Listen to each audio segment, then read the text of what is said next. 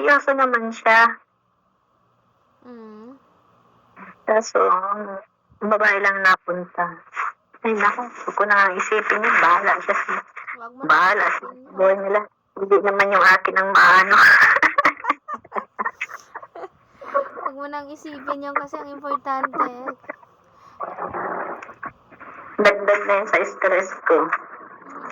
Yung isip mo lang kasi, diba sabi ko sa'yo kanina, bigyan mo ng chance na makapagpaliwanag, itanong mo. Kasi, iyak ka na ng iyak, yung isip mo kasi yung ano, minsan ang isip natin yung, parang kung ano-ano ang iniisip. So, ay, ganito, ganon, diba? Wala. Turn out dito sa ano ko.